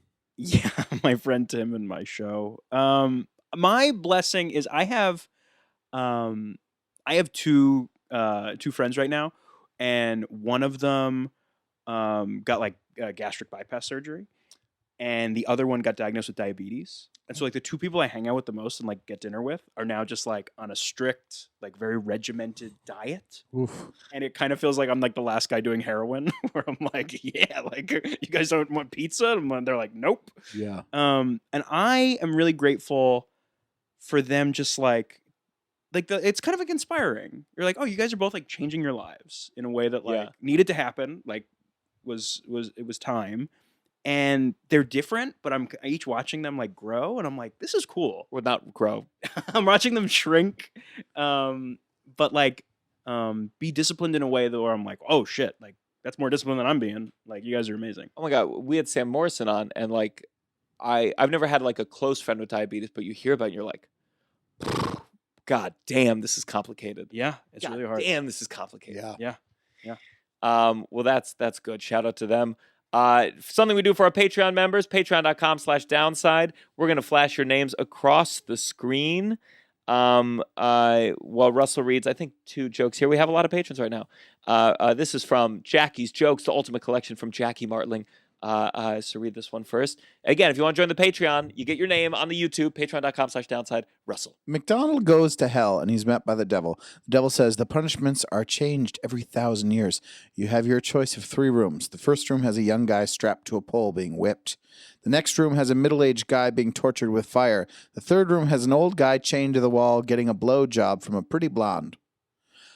McDonald says, I'll take the third room. The devil taps the blonde on the shoulder and says, okay, miss, you can stop. This guy's replacing you. Oh, I see. Oh. Okay. Oh, wait, Homophobic undertones to that one. Wait, let me just see this. Do you know any street jokes? My favorite is Please.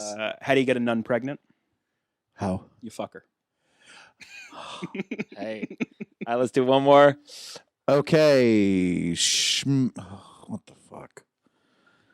This is hard. Schmidlap, Stokowski, and Washington are arguing about who has the biggest dick. They go out on the observation deck of the Empire State Building and hang them over.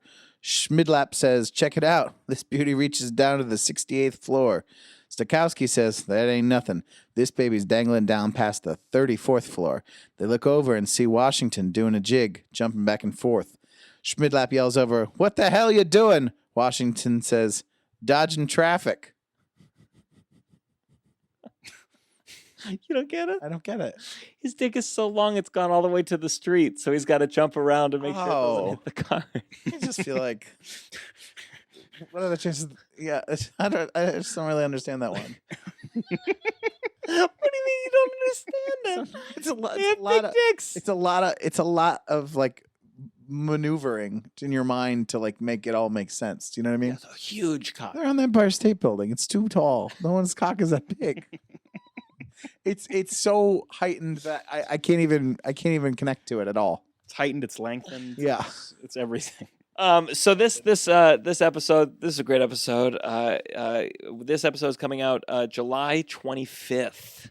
What would you like to plug, Russell? Come see Titanic the musical at the Dale Ruth Theater and follow me on Instagram at Russell J Daniels. Gabe, anything you want to plug? Yeah, it comes out the 25th. The 27th in Washington, D.C., I'm doing the show at Union Stage, which is like a theater. And then September 20th at Dynasty Typewriter in Los Angeles. So come see Solo. Oh yeah, we'll put links in the bio. For me, guys, I'm at JFL right now. I'll be headlining. This is in Montreal tonight at 10:30 p.m. on a Tuesday, also known as Prime Time for Comedy. Russell and I will be doing a live podcast taping in Montreal for JFL the 26th at 2:30 p.m. Yes, Guest is tomorrow. probably announced tomorrow. I'll be headlining again the 28th. Vancouver, I'll be there the weekend after that. August 10th in Atlanta. August 11th through 12th in Raleigh, North Carolina. And again, join the Patreon, patreon.com/downside. And as my mom would say, no matter how much pain you may be feeling, be comforted by the fact that one day you'll feel nothing. This is the downside. 1, 2, 3. Downside. Downside. You're listening to The Downside The downside. with Gianmarco Soresi.